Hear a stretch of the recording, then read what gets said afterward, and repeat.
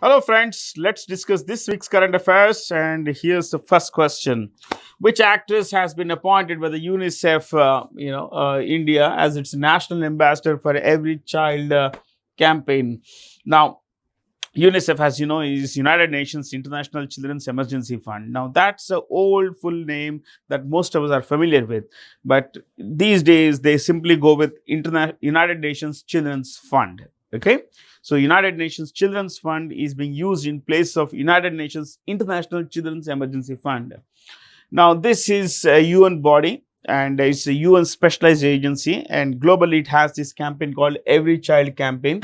The idea behind this is not to leave any child behind.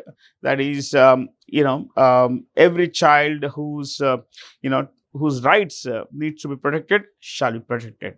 So the basic idea behind this campaign is to ensure that children, especially under the age of 5, they are taken care of with regard to malnutrition, access to education, healthcare, and all that stuff.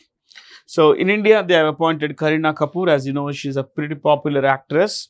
And in 2022, the United Nations Children's Fund (UNICEF) had brought in within its ambit 375 million, that is 37.5 crore children under the age of 5, to prevent malnutrition. So the idea behind this program was to prevent malnutrition in children under the age of 5. So that's a bit about the United Nations program of UNICEF program of For Every Child campaign. So I guess this is all. There's nothing to discuss as regards the choices. Let's get on with the business, my friends. And those of you are greatly curious about the UNICEF head office, it's in New York City. It's in New York City, NYC. And one more thing you could learn is that Kathy Russell or Catherine Russell. Kathy Russell. You can write with a K also. Kathy Russell is the Director General of UNICEF. She is the Secretary General of the UNICEF. She is an American diplomat. Okay. So there we go with the first question. And I guess from here, we go to this beautiful map. As you know, I love maps. And wherever I get a chance, I don't ever let go of the chance to bring in a map into our discussion. Here today, we are going to discuss Panama. And of course, this part of the world, Jose. This is a Spanish name and it's pronounced with an H. Jose is Jose. Jose Raul Mulino is the president-elect of. Now, he is the president-elect of Panama. What you need to know is that Panama is a country. This is Panama, my friends. You can see here. I think this map particularly is a bit, not great. It's not a great map, but it would do. It should do rather. And whatever maps we take, for example, this map is taken from a particular website, and all the rights of these maps, pictures, and they remain with the people who own them. We are just using this for educational purpose, my friends. Okay, so you see this here. There are two almost similar colors, but this is Panama. Okay, this is Panama. This country of Panama is southernmost country in North America. Though this part is also called Central America, technically it's North America. Now, this is South America. So Panama joins North America with South America. Now, the capital of Panama is Panama City. What is it? Panama City. And what also you need to know is that its currency is Balboa. What is the currency? Balboa. It's also a name actually. The surname of a very famous boxer. But Balboa is the currency of Panama. Panama is a tax haven. It's a place where a lot of people come down to, stash away their ill-gotten wealth. And this is also home to the world famous Panama Canal. The Panama Canal was dug first by the French, who could not complete it. Then the Americans came in. And what the Americans did was they sliced the country and connected the Atlantic Ocean with the Pacific Ocean. And by joining this, they also joined the east coast of America with the west coast. So this kind of narrowed the distance, because earlier ships had to travel all the way from North America, let's say from the east coast of US, across the whole of Atlantic Ocean and down south, take a U-turn around the Strait of Magellan in southern South America, and then take the entire way up to the west coast of US. So that was cut short by the Panama Canal. Now, Belize, Costa Rica. Let's look at where is Costa Rica. This is Costa Rica, this country here in orange. Okay. As you can see, the capital is San Jose. What is the capital? San Jose. Okay. This is the capital. I think it's already mentioned, so we will not go there. It's mentioned there. So, while you need to know this, why don't we bring in the currency as well? Colon, C-O-L-O-N. C-O-L-O-N. This is the currency of Costa Rica. See, these are all Spanish names. If you look at Costa Rica, it's Spanish for rich coast. Okay. This entire area was ruled by Spain. This is part of the Spanish Empire. The whole of South America, except for Brazil and a little portion called French Guiana and a little portion called British Guiana, entire South America, but for these areas, was ruled by Spain. So was Central America. So was Western United States. All was ruled by Spain. It had one of the biggest empires in the world.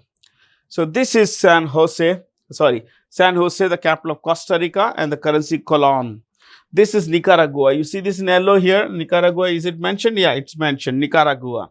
Nicaragua's capital, I'll write in white here. I think a bit red is a bit abstract there. Managua is the capital of Nicaragua, and this remains one of my favorite childhood countries.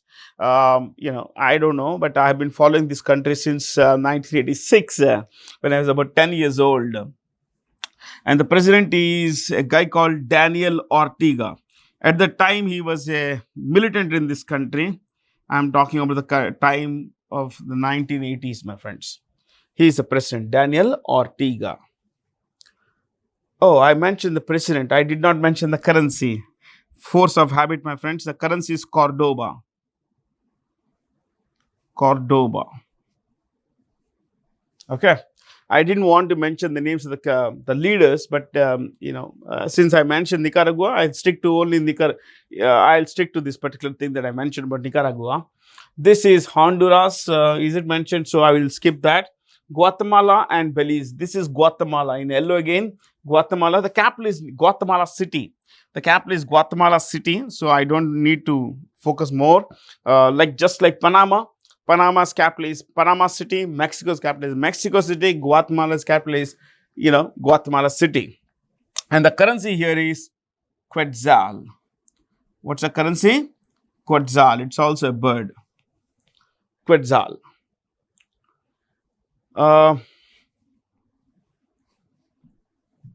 This is Belize. You see this in orange here? This is Belize, my friends. Belize is a part of the British Empire. Even today, it's head of the state. It's a British dominion, actually. Its capital is Belmopan. And the head of the state of this country is the British monarch. Like Canada, like New Zealand, like Australia, Jamaica, and Belize, like Belize, in fact, also Belize, they all have the same head of the state, that is a British monarch, currently Charles III. Now, coming to its currency, it's a Belizean dollar. The prime minister is a guy called Johnny Bricino, but not important, my friends. I just wanted you to become familiar with this part of the world. It's a beautiful place, pretty thick in forest, but pretty violent. Some of these places are very, very violent. Yeah. So, from here, let's go past this, my friends. I guess a good discussion around map. Which institution has signed a pact with the International Financial Services Authority, GIFT City, to promote it as a global finance hub? The answer, of course, is the Financial Planning Services Board of India. This is also this is the India body of a global organization, and what it does is it runs a course which brings in certified planning financial planner certification. It brings in this certification called Financial Services Planner. Okay, so not much to discuss, but you should know GIFT City's full name is Gujarat International Finance Tech. When you say tech, it is TEC, Finance Tech City. Okay, let me repeat: Gujarat International Finance Tech City. Okay, and ladies and gentlemen, this is India's first operational greenfield smart city. What's greenfield? Greenfield is built something that is built from scratch. Something that is built from scratch. So if you have a greenfield airport, it's a new airport. So if you have a brownfield airport, it's something that's an old airport but up for modernization. Okay, so when we say brownfield, it is an existing airport. Brownfield, I'm talking brownfield airport, an existing airport that is up for modernization. Now coming to greenfield, brand new, started from scratch. It's it's something that's built from root up, basically the foundation up. So Gujarat International Finance Tech City is India's first operational greenfield smart city. It's home to about 23 multinational banks, my friends. Okay, it's also the only place in Gujarat where alcohol is served, because as you know, Gujarat is a dry city, dry state, and it's been like that since we gained independence. About the RBI and the SEBI, you already know, so I'm not going to spend time on that.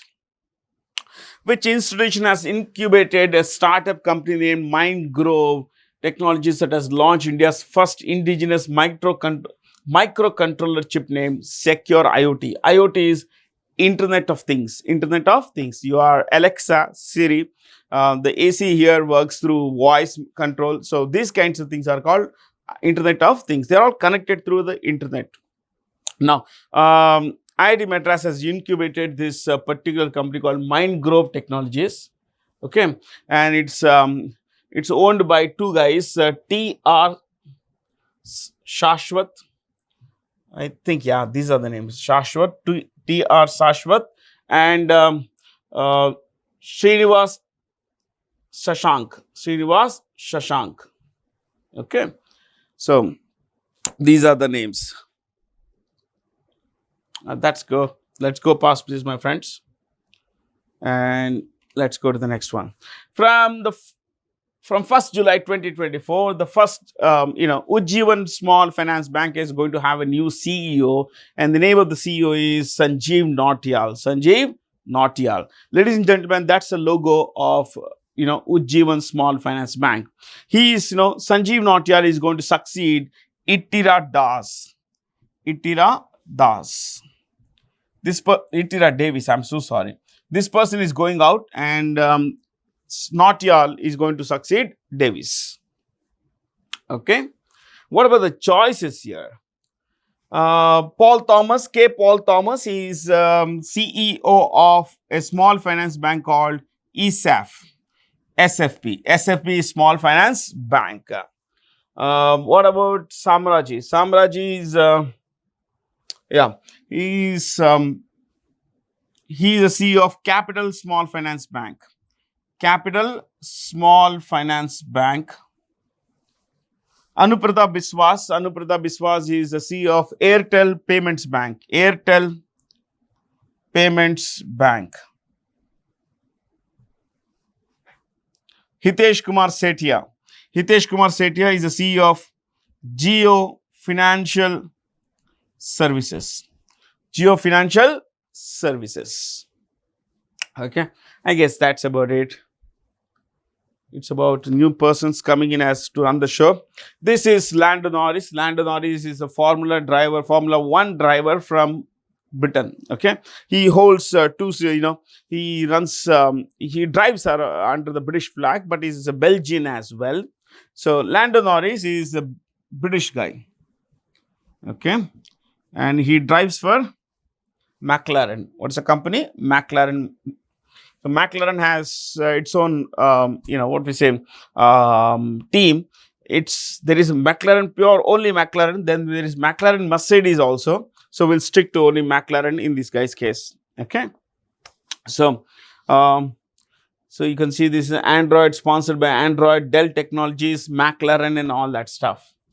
So Ferrari, Red Bull, one guy very famous is Max Verstappen, current world champion, 3-time defending world champion. Okay, let's take one more. Max Verstappen and Ferrari, Charles Leclerc, a driver from Monaco, Formula 1 driver from Monaco. Okay, let's go past this. Which IT company from India has been awarded the ISO or ISO International Standards Organization 42001 certification, which reflects that it's the world's first international standard on AI management systems. So, which company has been given this? Infosys. Infosys is India's first, has been certified as India's first AI standards company. Now you look at this. Infosys, the current CEO is Salil Parekh. Salil Parekh, SALIL. Salil Parekh. And one more thing, my friends. This company was started by 7 persons. In 1981, Infosys was started by 7 persons. One is N.R. Narayan Murthy, whose full name is Nagavara Ramarao Narayan Murthy, strict initials. N.R. Narayan Murthy. 2, Nandan Nilekani. 3, Dinesh. 4, Shibulal. 5, Raghavan, N.S. Raghavan. 6, Chris Gopal Krishnan. And 7th was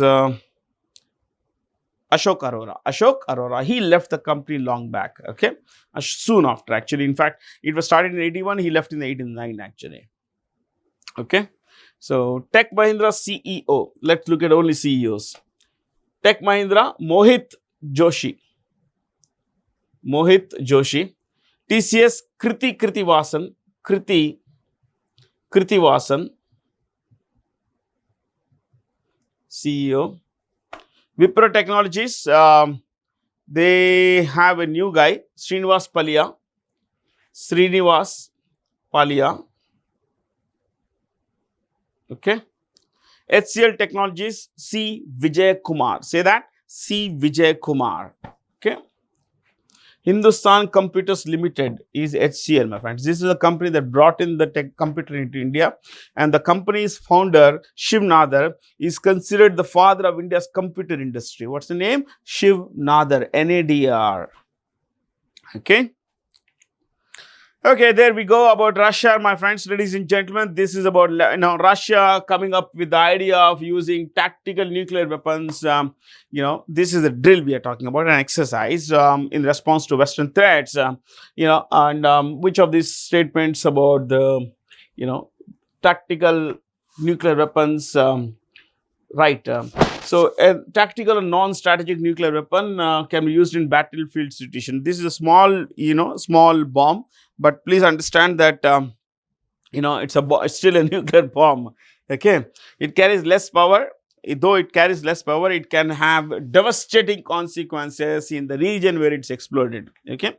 And of course, it refers to short-range weapons, which are with a range of less than 600 kilometers. But there could be catastrophic consequences for our area around 1,000 kilometers, 1,000 kilometers around the point of impact, my friends. And those of you who don't know much about Russia, my friends, here is this. Russia is the world's largest country by area. Its area is about 1.7 crore square kilometers. How much is that? 1.7 crore square kilometers. That is more than 5 times of India's area. Okay. And population is about 14.7 crores. Say that. 14.7 crore. Why do I say that? I want you to repeat. When you're watching this, you should repeat keywords. That's how you tend to remember much better. Please try to repeat. This is what we did back in school when we were little fellows. Our teacher would ask us to repeat after her. And that's how we remember a lot of those things, my friends. So, the population, as I said, is 14.7 crore. And ladies and gentlemen, its GDP is of the size of $2.05 trillion.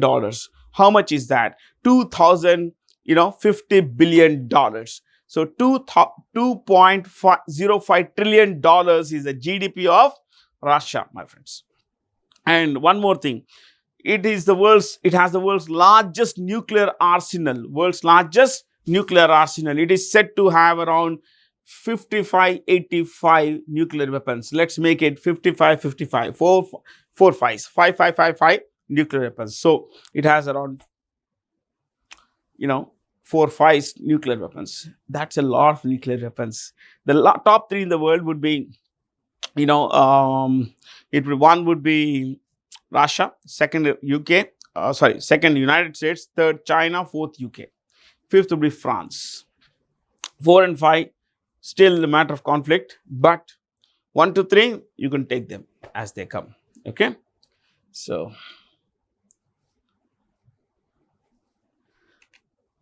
Okay, there we go. We always have had these important days kinds of questions. Which of the following is the day on which World Thalassemia, World Red Cross and World Red Crescent Day observed? May 8th. Now, Red Cross is used in Christian nations all over the world except in Muslim nations. In Muslim nations, it is Red Crescent. What is it? Red Crescent, because cross is a religious symbol. So, the Muslim nation said we can't go with that. So, they came up with this. Okay. In Israel, it's a red star. What is it? Red star. The Star of David. The Star of David. Oh, the Star of David. So this is what is used on Red Cross flags in UK. In what is this place? Israel. What about the choices here? May 3rd is World Press Freedom Day. What is it? World Press Freedom Day. So May 3rd is Press Freedom Day.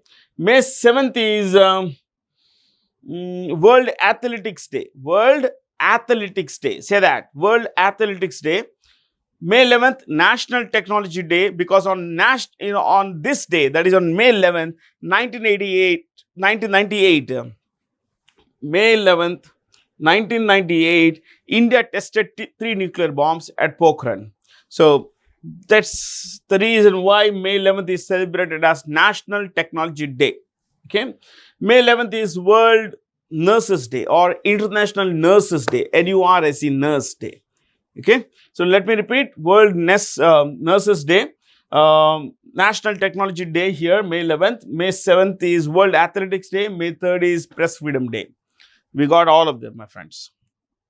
Okay. Drip pricing is a pricing technique in which firms advertise only a part of the product's price and reveal other charges later. Now, ladies and gentlemen, you must have seen a lot of these things happening around us, especially in the travel industry, in the hospitality industry, that is the hotel industry. Now, why do we have this here? You see, when you're booking an airline ticket, for example, let's say you're on Indigo or what is called LCC. Ultra low cost carrier. What is this? Ultra low cost carrier. Now, or ULCC. Ultra low cost carrier. Now, ladies and gentlemen, these airlines are also called no frills airlines.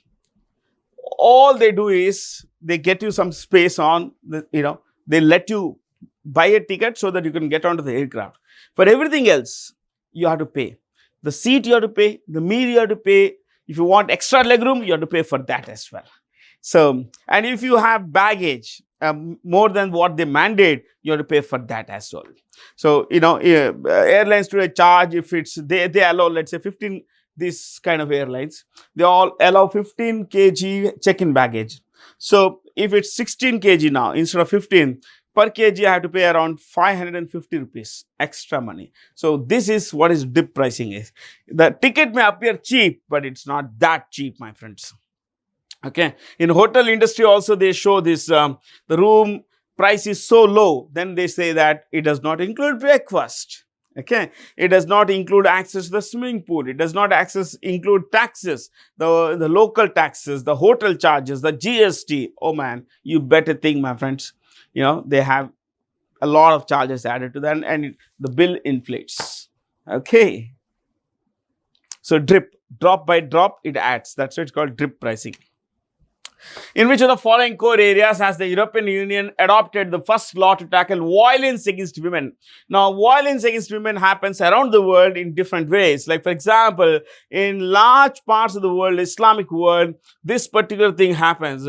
Female genital mutilation, wherein, you know, the clitoris of a woman's genital areas, you know, the upper part which protrudes, you know, it is cut. In many parts of Western Africa, in Southwestern Africa, it's cut unhygienic, without any particular trained by local barber or someone or a midwife. She cuts it basically. Now, why would they cut it? So that a woman would not sexually stimulate herself. That's the idea behind this. So, you know, this forced genital mutilation can lead to a lot of problems, especially if it's not done in the right way.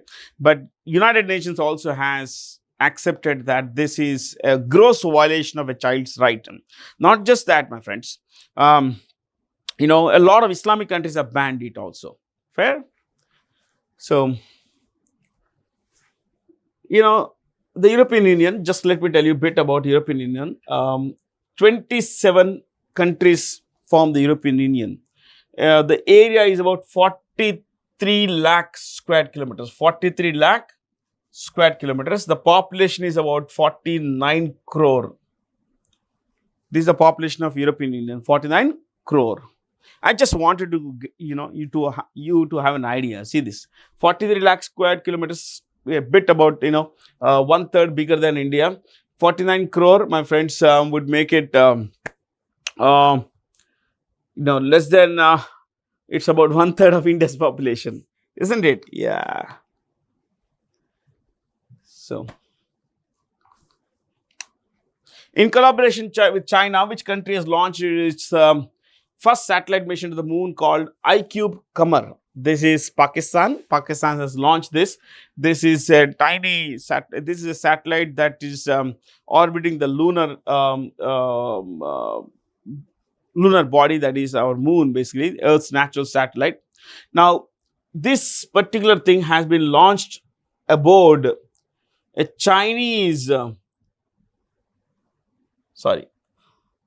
Chinese lunar mission called Chang'e 6. What is it? Chang'e 6. This is a lunar mission. A lunar mission that is going to, that's whose objective is to study the far side or the dark side of the moon. See, what we see, and we always see in the same side of the moon. So, what we see is called the near side. What we don't see is the other side. It's called the far side or the dark side. And ladies and gentlemen, the objective of this particular lunar craft is to study the other side of the moon, the dark side, or the far side of the moon. Okay. So, and yeah,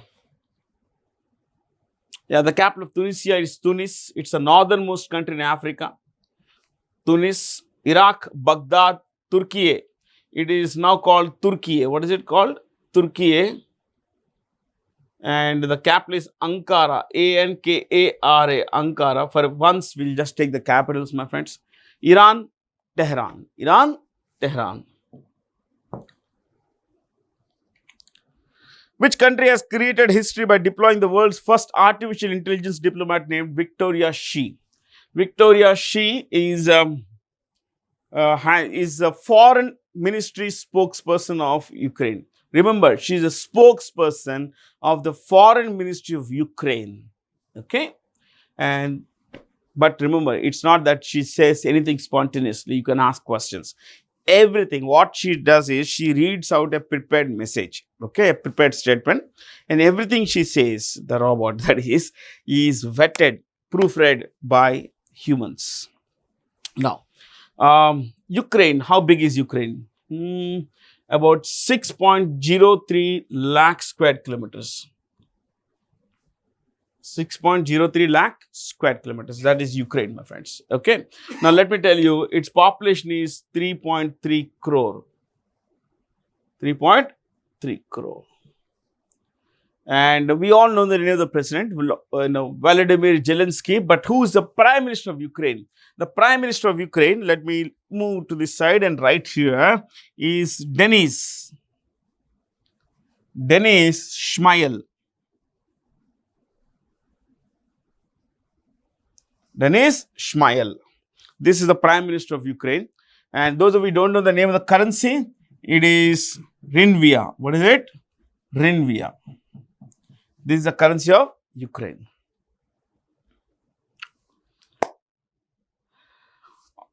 Ukraine is always in news, isn't it? But now we know a bit about Ukraine as well. India will purchase 31 Predator drones from the United States. These drones basically are some of the most advanced, unmanned aerial vehicles in the world. When you write this is a spelling, vehicle, remember, ladies and gentlemen, the H is silent. H is silent. So, we pronounce it as vehicle. How do we say it? Vehicle. It sounds weird, but that's the pronunciation. Okay. So, I think we will not discuss this further, but we have our own homegrown drones. Like we have Lakshya, our own homegrown Lakshya. We have Rustum. Yeah, I did not prepare for this, but I just mentioned this. Rustum, Lakshya, there is Nishant. Yeah, all these are drones made by India. Drones, otherwise called unmanned aerial vehicle. Unmanned aerial vehicle means they are controlled by, through a computer, a joystick from some part of the world. So you could be sitting in, let's say, in a village in Andhra Pradesh, you could be running the show. Yeah, you could be sitting in a village somewhere up in, Odisha or say Bihar or Nagaland, and yet you could be running a drone over, the border between India and Pakistan. So that's how it works. According to the OECD's economic outlook report, India's growth is likely to be around 6.6% in the current financial year. Now, remember one thing, my friends, these are all projections. Projections can go here and there. That is, they can go anywhere, but stick to this. Okay, they do not necessarily stick to what they say. They always keep revising these numbers, so I'll not go there. But what should you know about the OECD, the Organization for Economic Cooperation and Development? Let me repeat. Organization for Economic Cooperation and Development is OECD. Ladies and gentlemen, this was started in 1961. 1961, and it's headquartered in Paris. It has 38 members. 38 members. Most of these are developed countries. And you should also know that an Australian called Matthias Cormann is the Secretary General. Matthias Cormann.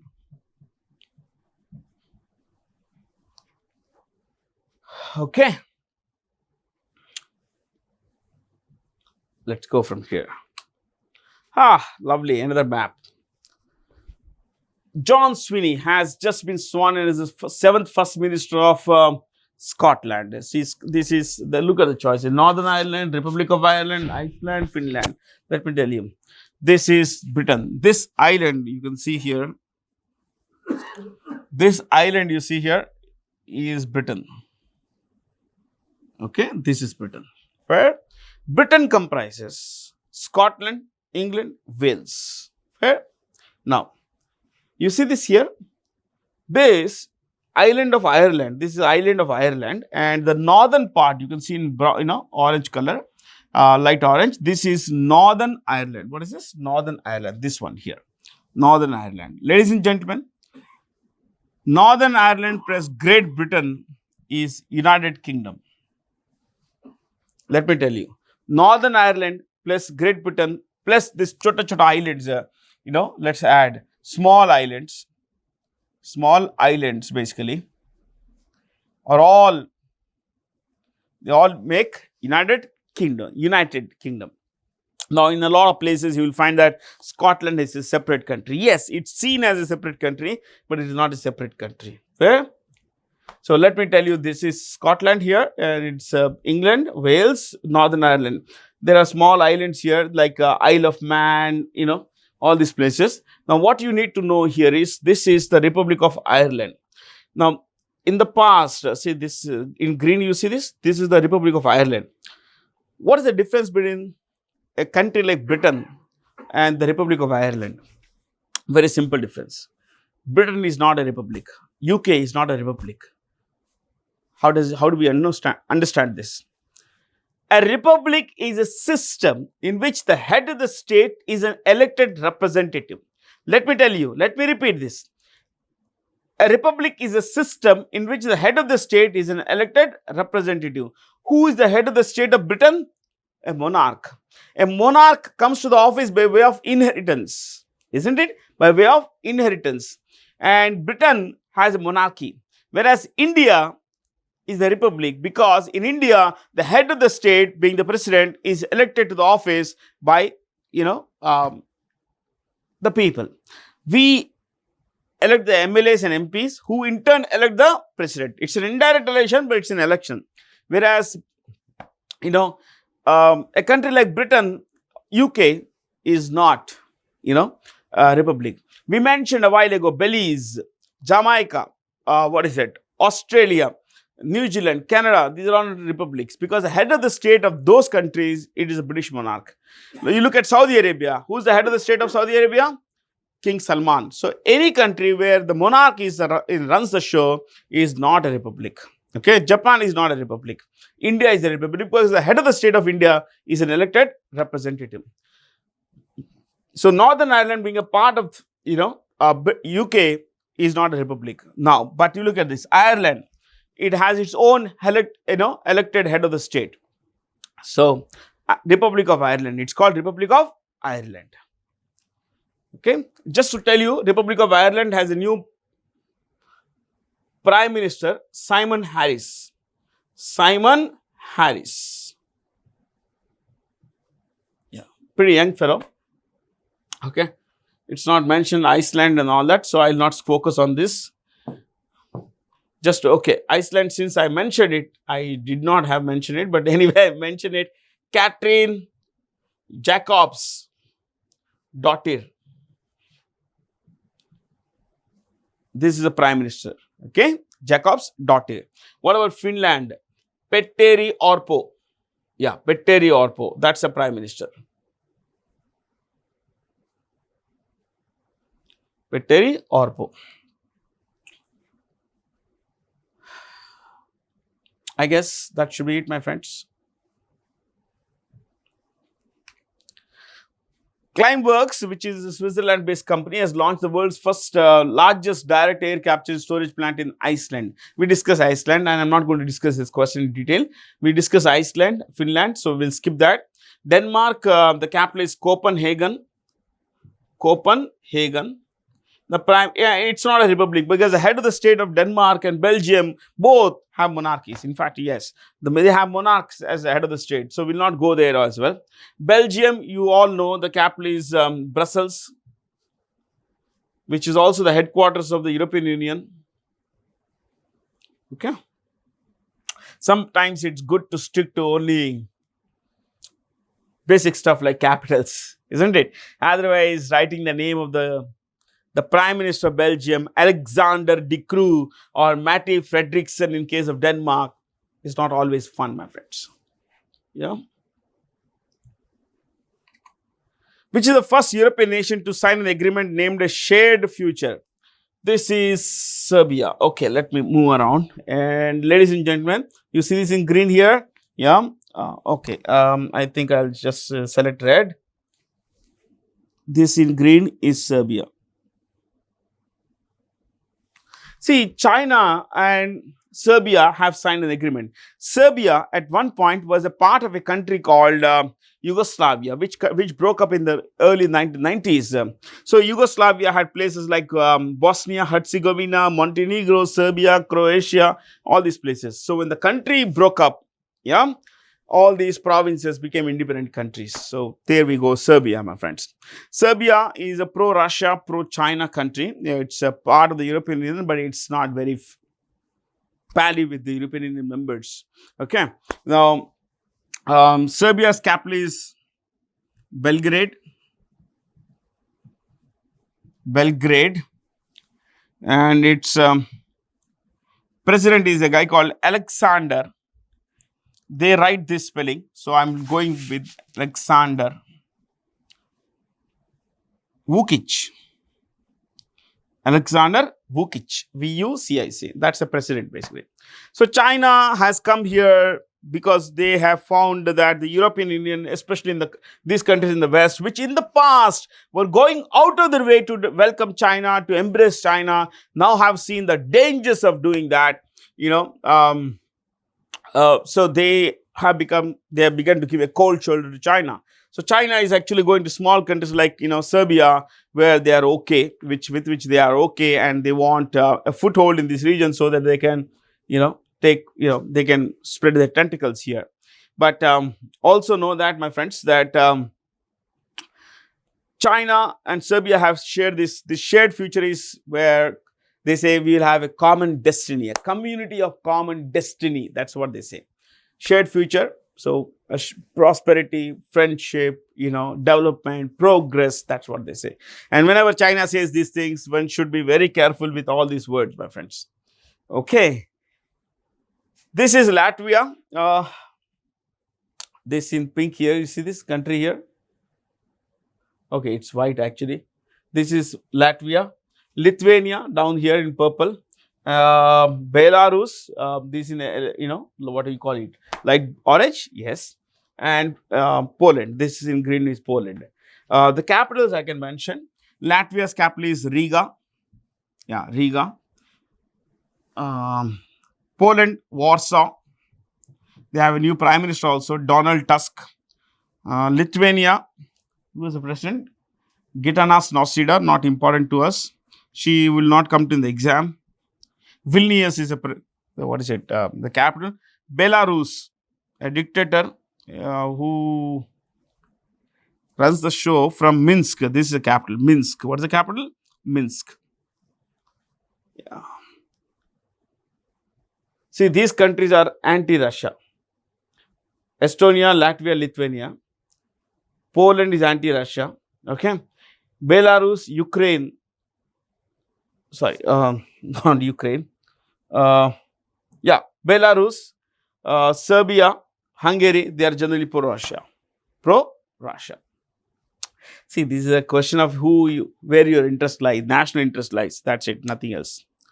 As per the Henley and Partners and New World Health Report, which two Indian cities have the maximum number of millionaires? India's wealthiest cities are Mumbai and Delhi, as you'd expect. The world's wealthiest city is New York City. Oh boy. What is it? New York City. New York City has 3.49 lakh millionaires. What is it? 3.49 lakh millionaires. Yes. And it also has 60 billionaires. Can you beat that? 60 billionaires and 3.49 lakh millionaires. So this is wealth is, they say that the rich are becoming richer, the poor have remained poor or are becoming poorer. Inequality across the world is rising, but then these are all matters of data. How much data do we have? I believe that we should not discuss anything without data. Okay. So when we have a question like that, we'll discuss this. According to a report by the global think tank Ember, which country is overtaking Japan to become the world's third largest solar power generator? Yeah, as you would expect, India. The world's largest solar power generator is China. 2 is United States. 3 is India. Ladies and gentlemen, always remember when you're ranking something, you don't put dots after the rank numbers. Okay, if you put a dot, you turn that into a serial number. So no dots after the numbers when you're ranking, but otherwise, you can see this basically. I always put dots after a U and dot. When I write US, I put dots, but when I write UK, I don't put dots. Okay, so the center has given the Forest Conservation Act clearance for the construction of the Shinku La tunnel connecting Ladakh with Himachal Pradesh. In Himachal Pradesh, there is a place called Lahore, and in Ladakh, of course, what is that place? They're going to connect with Ladakh itself, basically. Okay, Janskar, yeah, a place called Janskar Range. So Janskar with Lahore will be connected through by this Shinkula. It's also called Shingola. What is the place? Also called Shingola. Now this tunnel and the consequent road over that is going to shorten the distance between Ladakh and this area by about 500 kilometers. Ladies and gentlemen, also know one more thing, that this road is being developed as an alternative to the popular Leh-Manali road, which is again very congested these days, especially the Himachal Pradesh stretch and all that. Okay. So you see this Himachal Pradesh has, I think, 2 capitals. Can you find out what are the 2 capitals? Okay. Uttarakhand has 2 capitals. J&K has 2 capitals. I suggest you find the names of these capitals. You'll be wonderstruck to know things basically. Okay. It's good to have some homework, especially coming, after a class like this, which has been quite a bit exhausting. Yeah. So 2 capitals in the case of these 3. Fair? Find out what are they. Thank you for being here. Hope you learned something, and you could always leave feedback with us. Thank you so much, my friends.